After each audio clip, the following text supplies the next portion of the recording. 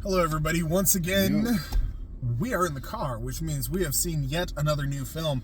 The film that we saw this evening was the action, dystopian, comedic, absolute badassery known as Boy Kills World. The film that we literally saw because we saw the first commercial for it last week. Yeah. This film had like no advertising. I don't know if it's like a limited release. It came out of nowhere. It came out of nowhere, but I'm happy that we saw it. Yes. DJ went to see Challengers. He's out of town. So glad I did not see that one. I didn't really want to see that. Me one, either. To be honest, it gives me like Miller's Girl vibes. It's I've never just seen like Miller's Girl, so don't bother. okay. No, it's bad. So back to the movie we actually saw, though. The film we saw was Boy Kills World. Boy Kills World, how to explain it? It's like dystopian, kind of like... How would you explain this film?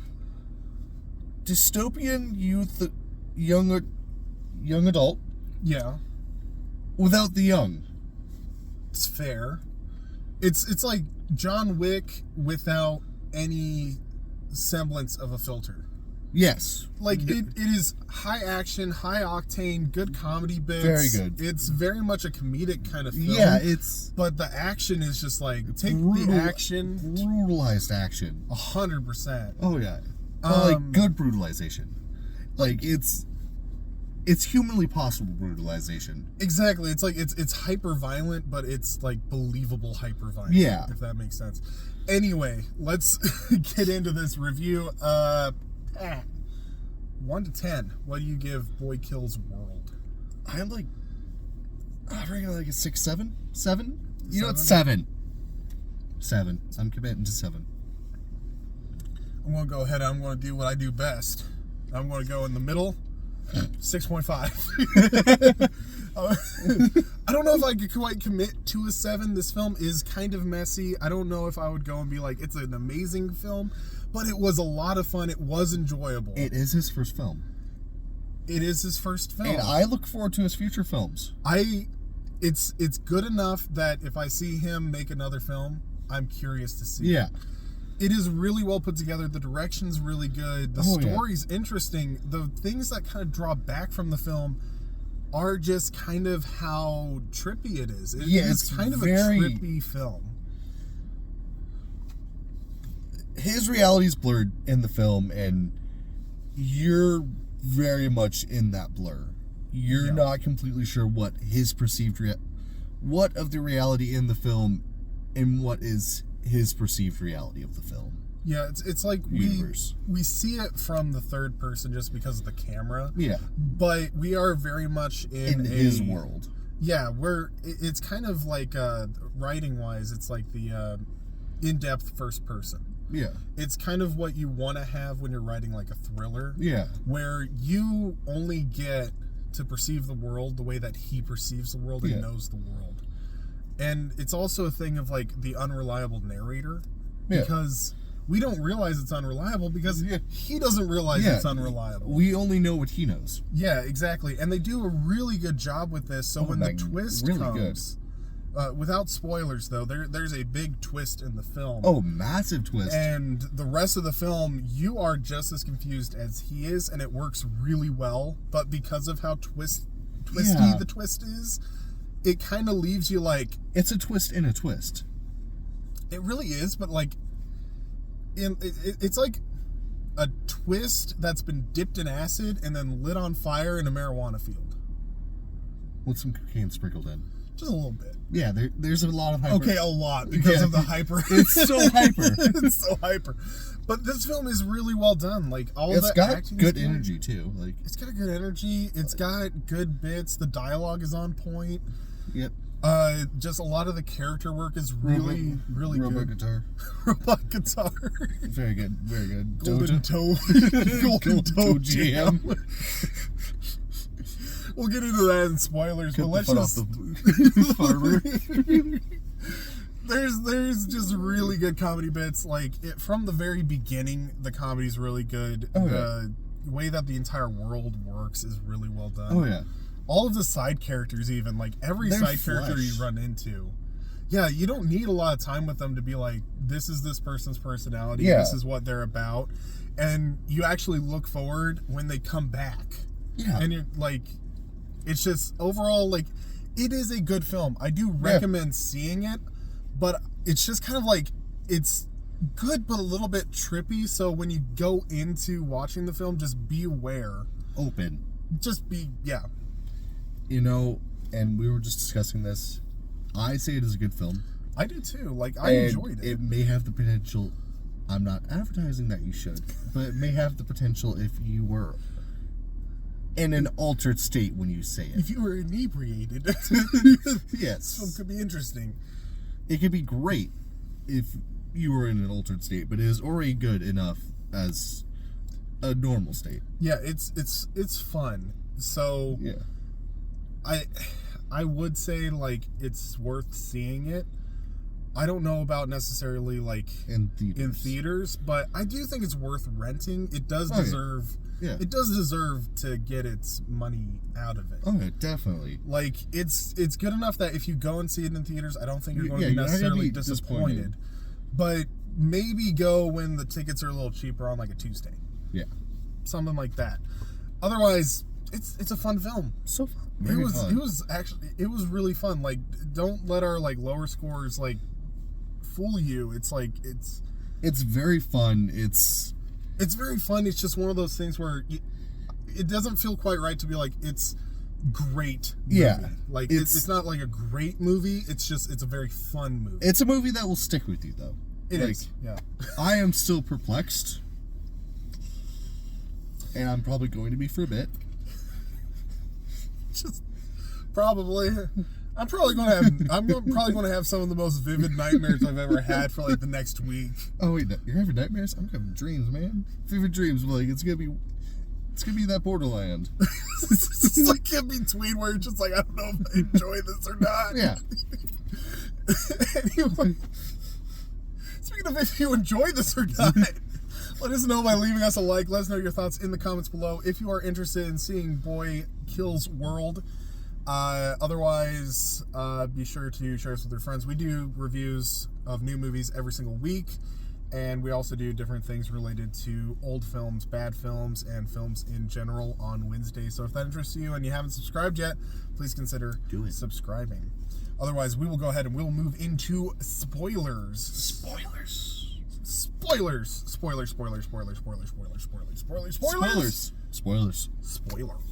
I'm very spoiled. I cannot believe that the main character of the film turns out to be made out of golden toe jam. Yes. The entire time, just golden toe jam. The entire time. So, like, the golden toe jam thing, if you haven't seen the film, there's a character in the film. So, our main character is deaf and mute. Yes. But because he is deaf, he reads lips. He has to read lips. And he's quite good at it. He's usually good at it. Yeah, usually.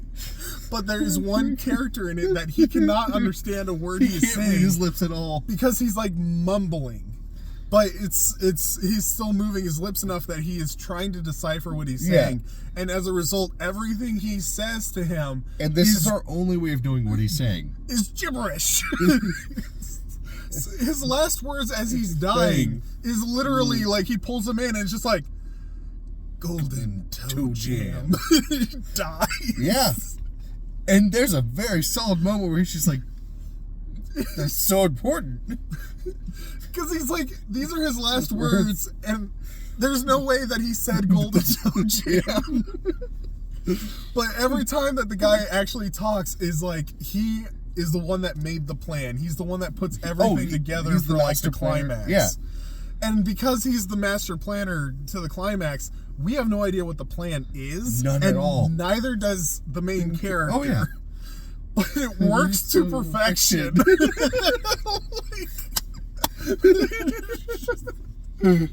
This film just like, the humor is on point. Oh, so on point.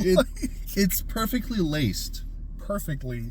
Like from the beginning, like straight up the beginning, it's like he starts out the film And the first like 4 or 5 jokes are probably within the first 2 minutes of film time. Oh yeah. Because, and it's literally like, he's not setting up jokes. It's like, it's just like the circumstance. He's like, oh, I have 2 best friends and they're the best part of the Beatle Club. Crunch. Yeah. Before it got canceled. Yeah. Like, I failed. Back to the hole.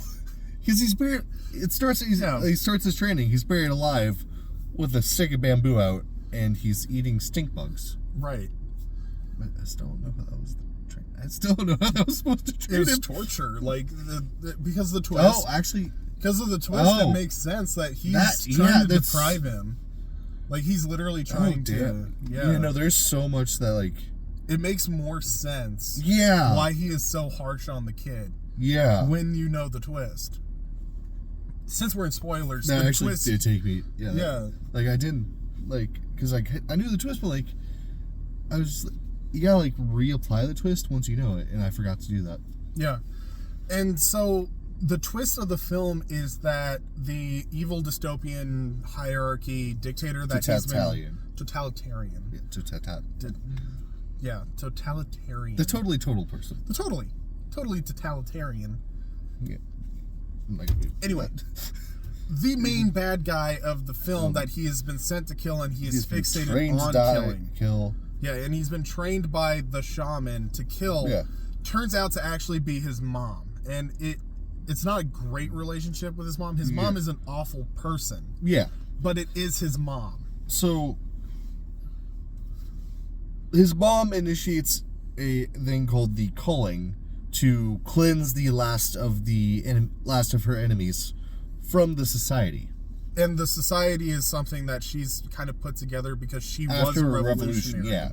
She was a revolutionary, overthrew a government, and then put in an even worse government. She said that she overthrew the slaughterers and murderers in the street. It's hard to tell exact. So that's one thing that this film really struggles with is world building.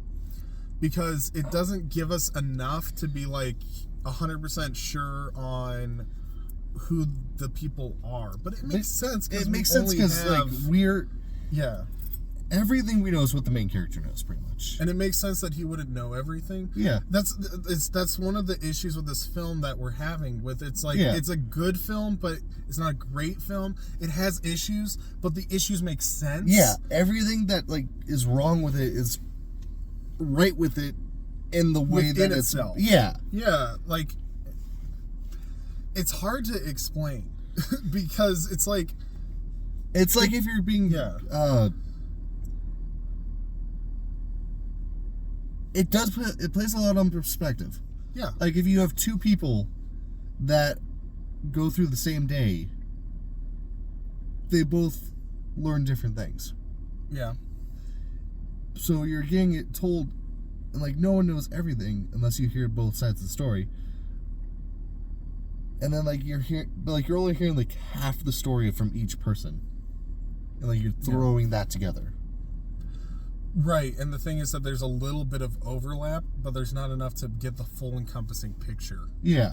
So there's enough overlap that you can see where it connects, but it is a thing of like it feels like there's enough information missing still that you're kind of left confused, but it makes sense because the character is literally like brainwashed. He has amnesia. Well, it's not like forced amnesia. It's forced amnesia. It's from brainwashing. Like his brain has actually been cleansed of his memory. Yeah, he was hardcore tortured. Yeah, hardcore. So the thing is that the main 2 factions are the totalitarian dictator and the shaman. Yeah. And the shaman appears to be like this freedom fighter guy who has picked up this kid and who was left for dead, and he gets the kid to believe that the totalitarian dictator is killed the one his family. that killed his family, burned his ears out, and cut off his tongue. Yeah. And he gets him to believe this, and that his whole life's purpose and his whole life's mission is to kill the dictator. Yeah. But it turns out that the shaman is not actually like a freedom fighter. He was. He is. Yeah. But it's a thing of like the main character is the son of the dictator, so he's part of the family that's in control of the regime. Yeah. His mom is an awful person who's actually very abusive towards him, so he ran away. She forced him to participate in the culling. Exactly, which is literally like killing people that she thinks is against her. But the problem is that she's insane. So she's been culling people. At that point, though, there were still people against her. Because the shaman was the last leader. That's true. But she was losing grip on reality, though. Yeah. She became paranoid and immediately after that went into a bunker. See, that's what I mean. Like, the world building is kind of like there, but not. Yeah. So, but anyway, so what ends up happening is we don't realize it, but the character's like true nature is in between the two. He doesn't want to be on either side of it, but both sides of it is trying to manipulate him to destroy the other side. Yeah. And as a result, at the very end, like the very climax of the film, when the twist happens, we are left very much where the main character is, where he wants to be in the middle, and you want to be in the middle, but you don't want to be in the middle of the two factions. Yeah. But there's no way to escape the two factions, because you're literally in the bunker with the shaman. Yeah. No, you're in the bunker with the... Well, no, but you know what I mean. Like, you're in the bunker with the one lady. Yeah. And then immediately after, the shaman shows up in the bunker. Yeah. Sorry, it's... This is the trippiness. Yeah. Like, the twist happens and this, like, trained assassin bodyguard that he fights earlier on... June 27th. June 27th is the name of the person. That we know. That we know, yeah. Yeah. I think that's the date of the calling. It is. So, yeah. That's actually his sister. Turns out. Yeah. The sister who's been, like, in his head, and the only part of his, like, old life that is still, like, actually true. That he's, like, that's his anchor. That, like, he's... Yeah. It's a fragile chain, though. Yeah, it's like an anchor, but it's a very unreliable anchor where it's clear that he's having a break with reality whenever she shows up. Yeah. And she's a figment of his imagination, so you kind of get the sense that she might be his conscience, but she's not a good conscience because she's a kid. Yeah. And she's also like half of a memory of a kid. Yeah. That he thinks is dead. And it's been twisted too, because like because the shaman also twisted the image of her. Yeah, it is one of those things. Like I said, the trippiness is what gets this film. Yeah. But otherwise, choreography was on point. The twist was really interesting. Actually, like, was really not really good. seeing it. Yeah, coming. like it. Yeah. It came out of left field. It came out of left field, and the other thing too is that it's weird enough that you get the sense of where the character is, where you're like, is this real? Yeah. Am I actually remembering reality right? Yeah, are we seeing true reality? There's a very good, like, very nice sequence of like him like remembering like the true history and then the forced history just like merging and like it like seems to be melting away, but it keeps like moving and back like in. breaking past. Yeah, it does a really good job of like that uncertainty. Yeah, that brokenness. And we don't really get much like solidity with the main character through the twist until literally he's about to be beaten to death by his sister, and then he does a gesture. Yeah, he does a gesture where he's flipping somebody off five times with it. He's just holding his hand up. Yeah. And it turns out that the sister actually made that with him because they hate their mom. Yeah. They don't want to be a part of the regime and they hate their mom, but they're not a part of the shaman. Yeah. So it's one of those things where it kind of solidifies to be like his anchor point, his true north is him and his sister versus the world. Yeah. That could be the sequel, actually. It probably would be boy and girl versus the world would be the sequel if they made one. Ooh. Yeah. Which could be interesting. Or siblings versus the world. Siblings versus the world. That could work. Siblings kill the world. Siblings kill the world. But anyway, it is well done. Very well done. It is good and it's entertaining. Yeah. But it is just off enough that I wouldn't go so far to say that it is a great film. They did say one of the major influences that the director took for this movie was Clockwork Orange, which makes a lot of sense. And it kind of has some Kubrick-isms. Yeah. Like, it has some Kubrick-isms. It definitely takes a lot from John Wick with the action. Oh, yeah. And it's clear that it's been inspired by not just dystopian literature, but also, like, comic books. Yeah. It's comic books and video games. Yeah. And then, like, The Hunger Games was another one. Yeah, and like Street Fighter. Like, it had some Street Fighter vibes to it. Yeah. Literally, his voice is actually from a video game because he doesn't remember what he sounded like back then. Yeah, and he can't know now. Yeah. So the voice that you hear is Archer and Bob Burger and Bob Belcher. Yeah. But it's because he has replaced his own inner monologue with this voice character because he wants to sound awesome. Because one of his like anchored memories is him and his sister in an arcade playing a video game. Yeah. And that is the voice of the announcer in the video game. Yeah. So it's fun little details like that. Yeah. I don't know what else to really say about the film because it literally is one of those things where it is, you could talk about it a lot. There's a lot in it. There's a lot you can go about it, but like there's so much you can talk about there, but there's not really anything you really need to talk about. Yeah. I think we've kind of ironed out everything that I think, like, I'd say is worth talking about, but it's a conversation piece. Yeah, it's a conversation piece. There's many good points in it.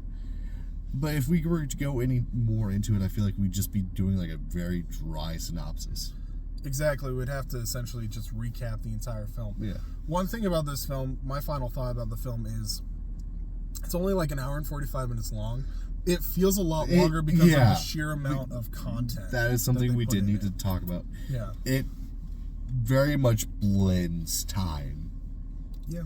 Like, it's like you're in a Target parking lot at 3 a.m., but it's 2 a.m. It's like being in the Target parking lot in daylight savings time. No, like, okay, like you know that like when there's certain places that when you go there, you know time doesn't exist. I could see it. It's like when you're in a plank, time ceases to exist. Yeah. And you're just wondering when time will start again. Yeah. It is kind of like, it's like a time warp of a film. It feels, I thought it was like a 3-hour film because we got most of the way through it and I was like, there is so much in this film. There is no way. It does a really nice job of like laying out like massive amounts of stuff, but like in a like smooth way. So like your brain is like your brain rationalizes all this coming into you just like as it, this took that long to do that. And then you actually see how long it is and you're just like, no. Yeah. I mean, it's like they didn't waste a second. They did not. With this film. I think that's what it is. It's just, it is so densely packed. But it's very, flows so nicely. Like, it's not choppy packed. No, it works very well. It's as if the thing's been perfectly choreographed at a high speed. Oh, yeah. Like, it's like the fight, the pacing. Yeah. That's what it is. The pacing's just good. But because of how intense it is for how long it is, you start feeling like it's longer than it actually is. Because your brain is like, okay, there has to be spaces. Yeah. You almost put your own spaces into the film that weren't there. Yeah. Anyway, like, it's just one of those films. Yeah. It's just one of those films. Like, there's a lot to talk about. So, it is a thing of, like, you kind of have to see it for yourself to really get your own feeling for it. I could see this one becoming a cult classic. Oh, 100%. Yeah. 100%. Especially if he makes another film. Oh, yeah. If he makes another film, I guarantee you that film will do really, really well. And then there'll be people that are like us, who have seen the first one and are like, well, we were there at the beginning. Oh, yeah. 100% like a cult classic film. Oh, yeah. I'm tempted to add it to my collection, even though it is like, I don't know if I would want to watch it multiple times. It's good enough. It almost feels like you wouldn't. I feel like if you watch it a different time, it's gonna be like your brain just isn't gonna be able to process it. It's true, because the twist. Yeah. Like, you literally will be watching it the entire time with the twist in mind, but that could actually help. If you know the twist in mind, maybe the film will make more sense the second viewing. Maybe this is a multi-view film. That would be a cool prank, but it would also be quite magnificent. Which would make it a cult classic. Yeah. Because that's what most people do with cult classics. Hey, it's awful the first time, but if you really watch The Room, the 47th time is when you really get the character. And you really understand what he means by, oh, hi, Mark.